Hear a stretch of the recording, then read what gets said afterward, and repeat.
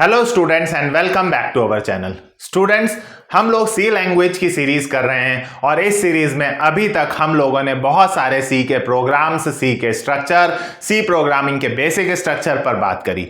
Last videos में हम लोगों ने सी प्रोग्राम को एग्जीक्यूट करना भी सीखा और कुछ बेसिक प्रोग्राम्स बनाए। आइए उसी सीरीज को आज आगे कंटिन्यू करते हैं और आज हम लोग सी लैंग्वेज में एक नई चीज सीखेंगे जिसे कहा जाता है कंडीशनल स्टेटमेंट्स। Conditional statements. अब अगर आप इस वर्ड को देखें कंडीशनल स्टेटमेंट्स, तो बेटा स्टेटमेंट्स का मतलब क्या हुआ? स्टेटमेंट वर्ड का मतलब हुआ इंस्ट्रक्शंस। इंस्ट्रक्शंस वो इंस्ट्रक्शंस जो हम सी लैंग्वेज में लिखते हैं, लेकिन किस चीज की इंस्ट्रक्शंस? Conditional instructions. कंडीशनल मतलब क्या हो रहा है, क्या कहना चाहते हैं, किस तरह की सी लैंग्वेज इंस्ट्रक्शंस की बात हो रही है?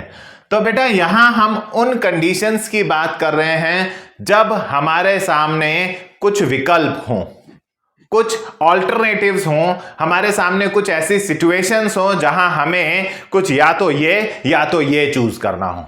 यानी हम यहां बात कर रहे हैं कुछ कंडीशंस की।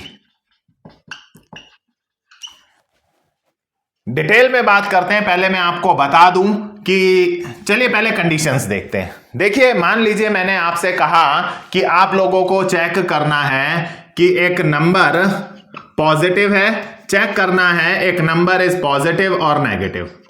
चेक करना है अ नंबर इज पॉजिटिव या नेगेटिव। अब आपके सामने यहां पर दो सिचुएशंस हैं, या तो एक नंबर पॉजिटिव होगा या तो एक नंबर नेगेटिव। फर्स्ट कंडीशन ये हो गई, देखिए कंडीशन समझिए। सेकंड कंडीशन ये हो गई, यहां पर आपको एक नंबर लेना है यूजर से और चेक करना है कि वो पॉजिटिव है या नेगेटिव है। आपके सामने दो रास्ते हैं, या तो पॉजिटिव या तो नेगेटिव। अब होगा तो इनमें से कोई एक ही, कोई भी नंबर या तो पॉजिटिव होगा या तो नेगेटिव होगा, दोनों तो नहीं हो सकता। हमें इसके लिए इंस्ट्रक्शंस, इन दोनों सिचुएशंस के लिए, इन दोनों परिस्थितियों के लिए, इन दोनों कंडीशंस के लिए इंस्ट्रक्शंस लिखनी सीखनी है कि अगर वो पॉजिटिव होगा तो कैसे पता चलेगा इस नंबर के बारे में, अगर वो नेगेटिव होगा तो इस नंबर को हम कैसे पता चलेगा।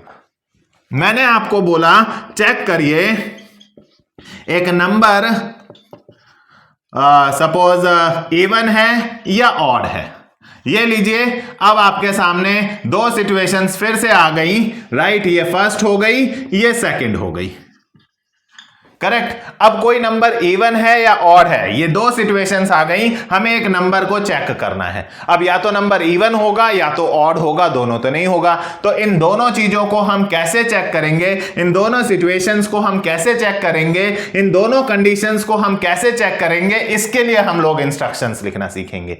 तो जब हम यूजर से कोई इनपुट ले रहे हैं और हमारे सामने कुछ मल्टीपल या दो से ज्यादा सिचुएशंस हैं कि वो ये भी हो सकता है, ये भी हो सकता है, ये भी हो सकता है, ऐसे सिचुएशंस को चेक करने के लिए, ऐसी सिचुएशंस में हम लोग जो इंस्ट्रक्शंस लिखते हैं उन्हें हम कंडीशनल इंस्ट्रक्शंस कहते हैं या कंडीशनल स्टेटमेंट्स कहते हैं। सिचुएशंस और भी हैं बहुत सारी, धीरे धीरे हम लोग जब प्रोग्राम्स बनाएंगे तो हम डिस्कस करते हुए चलेंगे। बेसिकली तीन तरह की कंडीशन स्टेटमेंट्स हम लोग सी लैंग्वेज में पढ़ाते हैं। सबसे पहली इफ एल्स, नंबर दो if else if else, and number 3 is switch case। तीन तरह की कंडीशनल स्टेटमेंट्स पढ़ाई जाती हैं। अलग अलग सिनेरियोज में, अलग अलग परिस्थितियों में आपको सी लैंग्वेज की ये तीन तरह की इंस्ट्रक्शंस आपको मदद करेंगी कि आप इन सिचुएशंस को, इन कंडीशंस को हैंडल कर सकें, अपने प्रोग्राम में इंप्लीमेंट कर सकें। चलिए सबसे पहले बात करते हैं इसमें से सबसे फर्स्ट वाली इफ एल्स पर। इफ एल्स, देखिए इफ एल्स की अगर हम लोग बात करें तो इफ एल्स हमेशा दो सिचुएशंस के लिए, दो कंडीशंस के लिए इस्तेमाल किया जाता है। जब आपके पास दो कंडीशंस होंगी तब हम इसका इस्तेमाल कर सकते हैं। जैसे अभी आपके सामने हैं, आपका नंबर या तो इवन होगा या तो ऑड होगा। दो सिचुएशंस हैं, मतलब इफ एल्स यूज होगा। या तो नंबर पॉजिटिव होगा या तो नंबर नेगेटिव होगा। दो सिचुएशंस हैं, मतलब इफ एल्स यूज होगा। कैसे ये करता है ये देखिए। इफ देखिए कैसे मदद करता है ये आपकी। आपका नंबर पॉजिटिव है या नेगेटिव है, ये आप कैसे चेक करते हैं? आपका नंबर पॉजिटिव है या नेगेटिव है, ये चेक करने के लिए हम उसे कंपेयर करते हैं 0 से। अगर वो 0 से बड़ा है तो पॉजिटिव, वरना नेगेटिव। ये देखिए, अगर वो नंबर 0 से बड़ा है, जो मैं बोल रहा हूं वही मैं लिख रहा हूं। अगर वो नंबर 0 से बड़ा है तो पॉजिटिव प्रिंट हो जाए, मैसेज आ जाए पॉजिटिव। मैसेज के लिए हम लोग क्या लिखते हैं? मैसेज के लिए हम लोग लिखते हैं प्रिंटफ, राइट। वरना को यहां एल्स लिखा जाता है, मैसेज आ जाए प्रिंटफ नेगेटिव। ये देखिए, दो सिचुएशंस थी हमारे सामने। एक नंबर पॉजिटिव हो सकता है या नेगेटिव हो सकता है। उन दो सिचुएशंस के लिए हम इफ एल्स, जब भी आपके प्रोग्राम में आपके सामने दो सिचुएशंस आ जाए, एक नंबर वोवल है या कॉन्सोनेंट है, दो सिचुएशंस आ गई, होगा कोई एक ही, राइट। दो नंबर लिए आपने ए और बी, अब उन दोनों में से कोई बड़ा कौन सा हो? ए भी बड़ा हो सकता है, बी भी बड़ा हो सकता है। होंगी दो सिचुएशंस, बट होगा कोई उनमें से एक ही, राइट। तो जब भी आपके सामने कोई दो सिचुएशंस हो और उन दोनों में से कोई एक ही चलेगा, कोई एक ही फॉलो होगी, तो आपके दिमाग में तुरंत आ जाना चाहिए कि आपको इफ एल्स का यूज करना है। इफ एल्स यूज ही किया जाता है आपके प्रोग्राम में दो कंडीशंस इंप्लीमेंट करने के लिए। It is used to implement two conditions in a program. एक को इफ के ब्लॉक में, ये पूरा का पूरा इफ का ब्लॉक कहलाता है, राइट। ये पूरा का पूरा एल्स का ब्लॉक कहलाता है। ये बहुत जरूरी है कि आप इफ के नीचे एक ओपनिंग पैरेंथेसिस लगाएं और फिर एक क्लोजिंग लगाएं, ब्लॉक बनाएं। एक एल्स के नीचे ब्लॉक लगाया है। देखिए, मैंने आपको अक्सर बोला है कि आप लोगों को हर इंस्ट्रक्शन के बाद सेमीकोलन लगाना होता है, जिसका मतलब है वो इंस्ट्रक्शन कंप्लीट हुई। वहां पर वो एक तरह से इंस्ट्रक्शन को, जैसे इंग्लिश में आप फुल स्टॉप लगाते हैं, प्रोग्रामिंग में आप सेमीकोलन लगाते हैं। बट यहां मैंने इफ के आगे सेमीकोलन नहीं लगाया। क्यों नहीं लगाया? क्योंकि अगर मैंने इफ के आगे सेमीकोलन लगा दिया तो वो ये ब्लॉक को अपना नहीं मानेगा। वो कहेगा मैं इफ यहां शुरू हुआ यहां खत्म हो गया। मैं क्या कहना चाहता हूं कि ये इफ का पूरा ब्लॉक है, तो मैंने सेमीकोलन लगाने की बजाय यहां ये जो क्लोजिंग पैरेंथेसिस लगाया है, ये बता रहा है इफ यहां खत्म हो गया। ये एल्स यहां शुरू हुआ और यहां खत्म हो गया। तो जब एल्स यहां से यहां पर, ये क्लोजिंग पैरेंथेसिस से मैं एल्स को खत्म कर दे रहा हूं, तो यहां पर सेमीकोलन की जरूरत नहीं है। अदरवाइज वो इस हिस्से को अपना नहीं मानेगा। वो कहेगा मैं यहां खत्म। इफ मैं यहां लगा दिया तो वो कहेगा मैं यहां खत्म। वो इस हिस्से को अपना नहीं मानेगा। इसलिए इफ और एल्स के अंदर आप ये क्लोजिंग पैरेंथेसिस लगा के उनको एंड करते हैं कि यहां पर इफ खत्म, यहां शुरू, यहां खत्म, एल्स यहां शुरू, यहां खत्म। तो जो इस पैरेंथेसिस के, जो इफ के पैरेंथेसिस के अंदर लिखा हुआ है वो इफ का ब्लॉक है, जो एल्स के पैरेंथेसिस के अंदर लिखा हुआ है वो एल्स का ब्लॉक है। अब इन दोनों में से चलेगा कोई एक ही, इस बात को ध्यान रखिएगा। Only one block will run, चलेगा सिर्फ एक ही दोनों में से, कोई दोनों कभी नहीं चलेंगे। ये किस बात, कौन तय करता है कि कब इफ चलेगा, कब एल्स चलेगा? ये जो यहां आप देख रहे हैं, इस हिस्से को हम लोग कंडीशन कहते हैं। बेटा कंडीशन इसे कहा जाता है, जिसके बिहाफ पर यह तय होता है कि इफ वाला ब्लॉक चलेगा या एल्स वाला ब्लॉक चलेगा। चलेगा दोनों में से कोई एक ही, या तो इफ वाला पूरा ब्लॉक रन होगा या तो एल्स। ये प्रोग्रामिंग का रूल है कि अगर आपका इफ ब्लॉक चल गया तो एल्स ब्लॉक ऑटोमेटिकली पूरा ब्लॉक स्किप हो जाएगा, और अगर इफ वाला नहीं चला तो पूरा का पूरा इफ ब्लॉक स्किप हो जाएगा और एल्स वाला पूरा ब्लॉक चलेगा। या तो इफ वाला पूरा ब्लॉक चलेगा या तो एल्स। इफ वाला ब्लॉक चल गया तो एल्स नहीं चलेगा, और अगर इफ वाला ब्लॉक नहीं चला तो एल्स वाला ब्लॉक चलेगा। बट ये कैसे तय किया जाता है कि कौन सा ब्लॉक चलेगा? तो ये तय करती है ये कंडीशन। अगर यूजर ने, मान लीजिए एन में आपने यूजर से एक नंबर लिया, नंबर लेना आप प्रिंटफ और स्कैनफ करके जानते ही हैं, लास्ट वीडियोस में मैंने सिखाया है। यूजर से मान लीजिए आपने एक नंबर दिया, नंबर लिया 7, यूजर ने नंबर डाला 7, एक एन नाम की आपने मेमोरी बनाई थी, यूजर ने उसमें 7 डाला, ठीक है। अब आपने यहां पर कंडीशन चेक होगी, ये कंडीशन तय करती है कि इफ चलेगा या एल्स चलेगा। अब ये कंडीशन चेक होगी, क्या एन नाम की मेमोरी में 0 से बड़ा नंबर आया है? क्या एन नाम की मेमोरी में 0 से बड़ा नंबर आया है? हाँ को यहां पर ट्रू बोला जाता है, यानी ये वाली कंडीशन ट्रू हो गई। अगर अंदर लिखी हुई कंडीशन हां हुई मतलब ट्रू हो गई तो इफ ब्लॉक चल जाएगा, एल्स ब्लॉक स्किप हो जाएगा। तो अगर यहां लिखी हुई बात सच साबित हुई, अगर यहां लिखी हुई बात हां हो गई, मतलब अगर यहां लिखी हुई कंडीशन ट्रू हो गई, ये जो ब्रैकेट के अंदर लिखा हुआ है इसे हम कंडीशन कहते हैं, अगर ये कंडीशन ट्रू हो गई, हां हो गई, तो इफ ब्लॉक चल जाएगा, एल्स अपने आप स्किप हो जाएगा, राइट। लेकिन अगर यूजर ने यहां पर नंबर डाला होता, मान लीजिए -n, आप जानते हैं यूजर से नंबर लेने के लिए printf और scanf मैं बहुत दिनों से आप लोगों को सिखाते हुए आ ही रहा हूं। printf enter a number, scanf करके आपने यूजर से एक %d लगाकर एक नंबर n में ले लिया है, राइट। अब मान लीजिए यूजर ने n में डाला -7, यहां आएगा, क्या हमारा n में डाला गया नंबर 0 से बड़ा है? क्या n में डाला गया नंबर 0 से बड़ा है? नहीं को यहां पर बोला जाता है फॉल्स, राइट। अब अगर ये वाली अंदर लिखी हुई बात फेल हो गई, फॉल्स हो गई, तो ये फॉल्स होते ही इफ ब्लॉक रास्ते से हट जाएगा। इफ ब्लॉक अगर नहीं चला, ये फेल हो गई, ये कंडीशन फॉल्स हो गई, तो इफ ब्लॉक नहीं चलेगा, एल्स ब्लॉक चलेगा। ध्यान रखिएगा, इसके आधार पर तय होता है कि इफ वाले ब्लॉक के अंदर लिखा हुआ कोड चलेगा या एल्स वाले ब्लॉक के अंदर। ये जो यहां ब्रैकेट में आपने लिखा है इसे कंडीशन कहते हैं। अगर कंडीशन ट्रू हुई तो इफ ब्लॉक चलता है, अगर कंडीशन फेल हुई यानी फॉल्स हुई तो इफ ब्लॉक नहीं चलता, फिर एल्स ब्लॉक चलता है। चलेगा दोनों में से एक ही। तो सारा का सारा खेल दोस्तों इस कंडीशन का है जो यहां आप लिखेंगे, राइट। मैंने पॉजिटिव और नेगेटिव के लिए बड़ी आसानी से कंडीशन लिख दी कि अगर नंबर 0 से बड़ा है तो वो पॉजिटिव है। तो अगर नंबर 0, देखिए मैंने हिंदी में कैसे बोला, मैंने बोला अगर नंबर 0 से बड़ा होता है तो पॉजिटिव होता है, वरना नेगेटिव होता है। तो इसे ही तो सी ने बिल्कुल वैसे ही लिख दिया, अगर नंबर 0 से बड़ा होता है तो पॉजिटिव, वरना को यहां पे ये एल्स बोल रहा है, वरना नेगेटिव। अब दोनों तो होगा नहीं, इसीलिए उसने इसकी इंटरनल फंक्शनैलिटी ऐसी रखी है कि या तो इफ चलेगा या तो एल्स चलेगा, राइट। अगर मान लीजिए सपोज करो मैं एक दूसरा सिनेरियो आपके सामने रखता हूं, मैंने सेकंड वाला लिया, इवन और ऑड।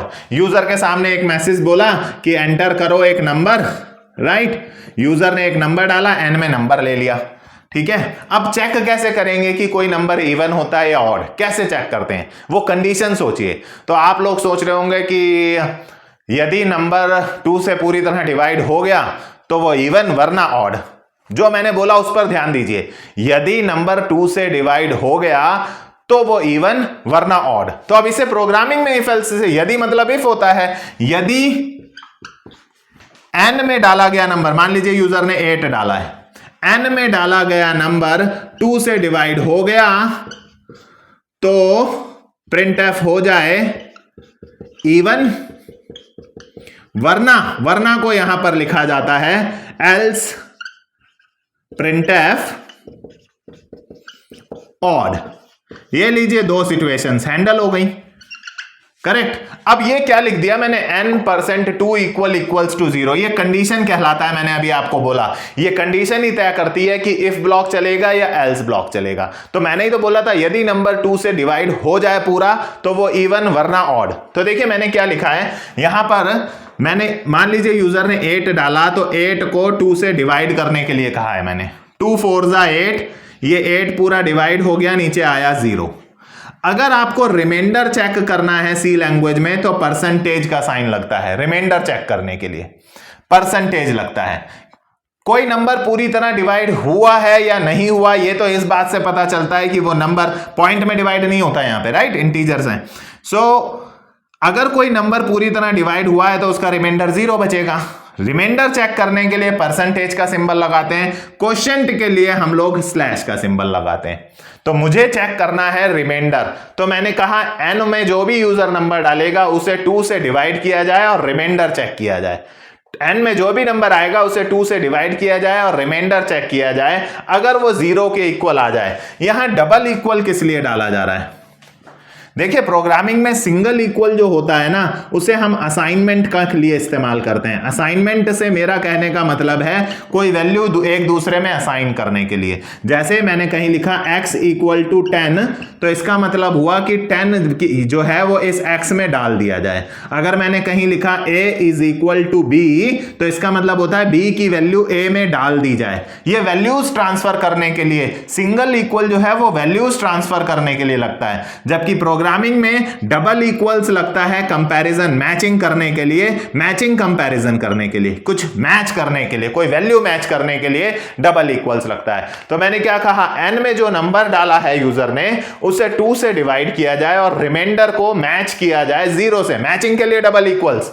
तो रिमाइंडर को मैच किया गया 0 से। अगर रिमाइंडर 0 से मैच हो रहा है, क्या हमारा रिमाइंडर 0 से मैच हो रहा है? हाँ, मतलब ये कंडीशन ट्रू हो गई। मैंने बोला हाँ का मतलब ट्रू होता है। अगर ये कंडीशन ट्रू हो गई तो इफ ब्लॉक चलेगा, ये पूरा कोड चलेगा, एल्स स्किप हो गया गाइस, एल्स नहीं चलेगा। सारा खेल इस कंडीशन का है। परसेंटेज मतलब रिमाइंडर हुआ, रिमाइंडर को 2 से डिवाइड किया जाए नंबर को और रिमाइंडर मैच किया जाए, डबल इक्वल मतलब मैच किया जाए 0 से। तो हमारे नंबर को 2 से डिवाइड किया गया, रिमाइंडर को मैच किया गया 0 से, मैच हो गया, हाँ मैच हो गया, हाँ मतलब ये अंदर लिखी हुई कंडीशन ट्रू हो गई, मतलब इफ ब्लॉक चल जाएगा, एल्स स्किप।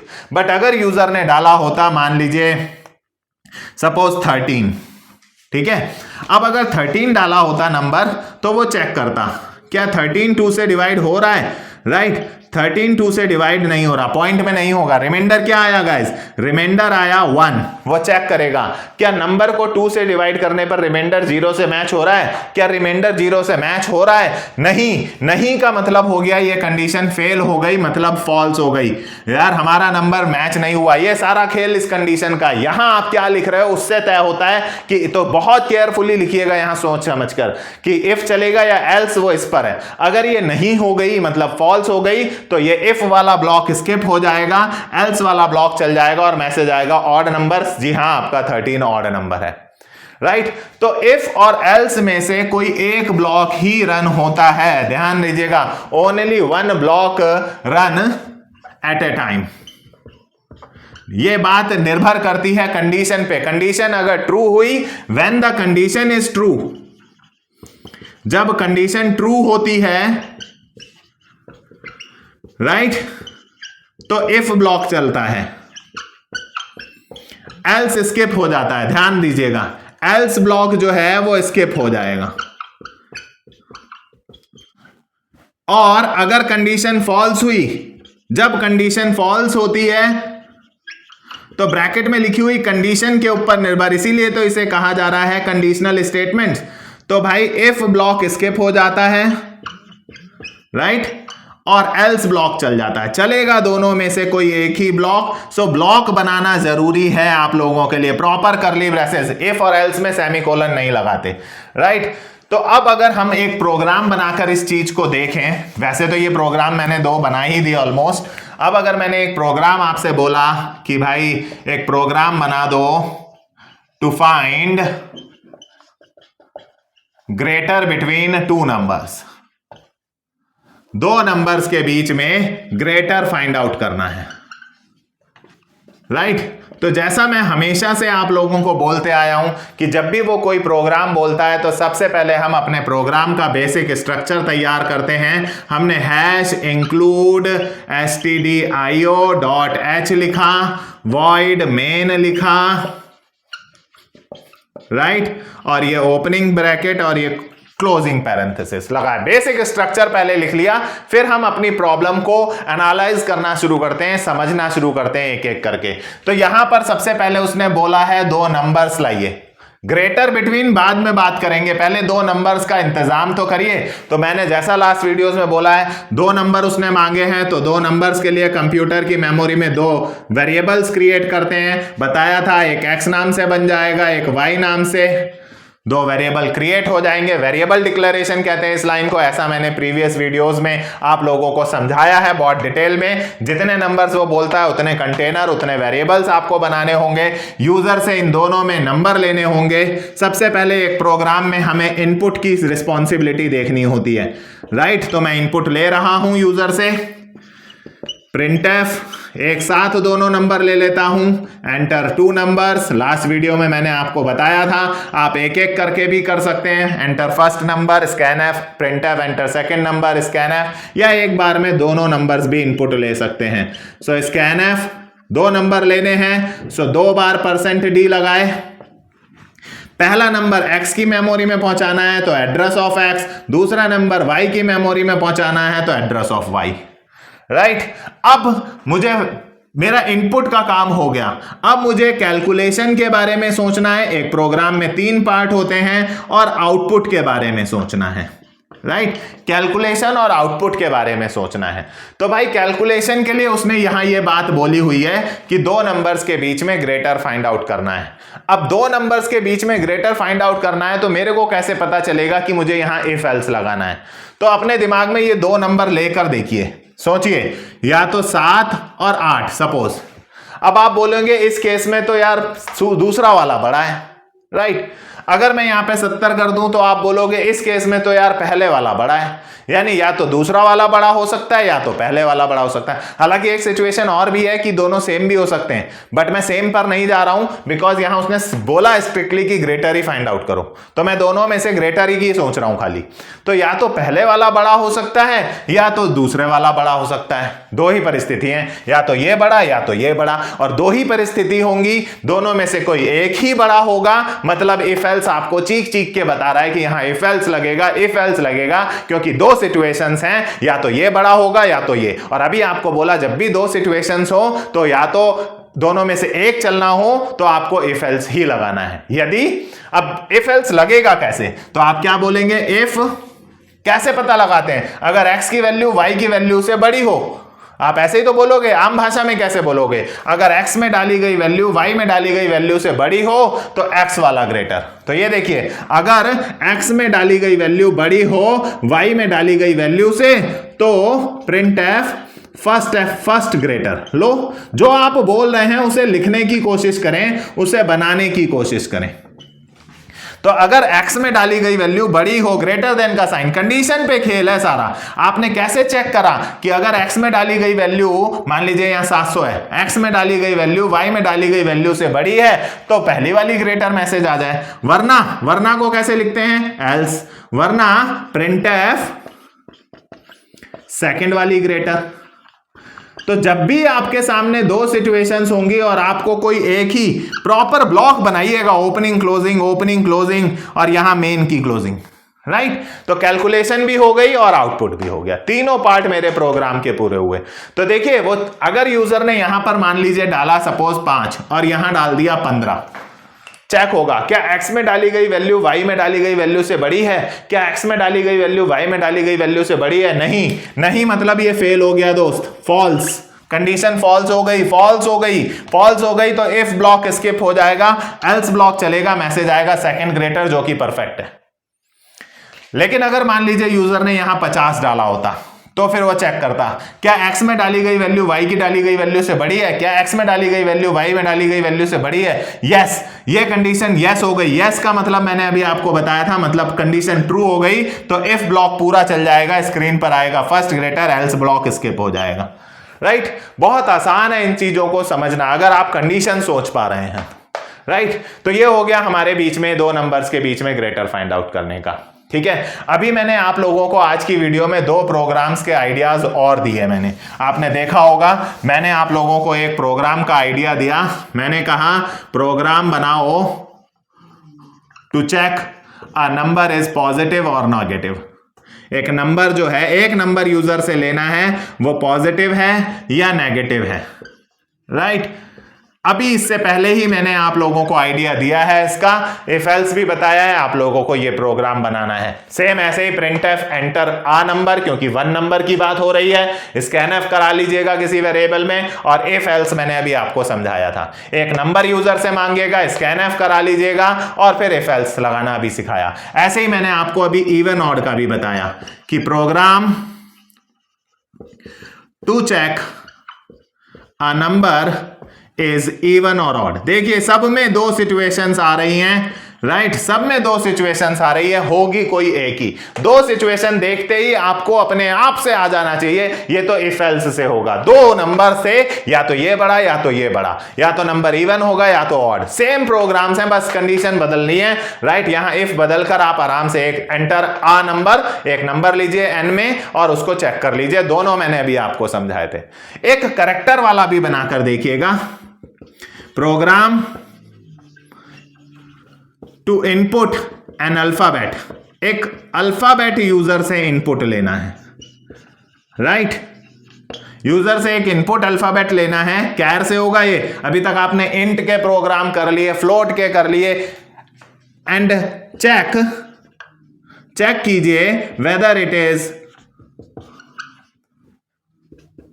वॉवल और नॉट। ये लीजिए, दो सिचुएशंस यहां पर भी आ गई आपके सामने कि वो वॉवल है या नहीं है, वॉवल या नहीं। दो सिचुएशन, फर्स्ट ये रही, सेकंड ये रही। मतलब ये इफ एल्स से होगा, कोई चीज या तो वॉवल होती है या तो कॉन्सोनेंट, दोनों कोई नहीं होती। दो सिचुएशंस आ गई, होगा कोई एक, या तो वॉवल होगी या नहीं होगी, राइट। तो ये भी इफ एल्स से होगा।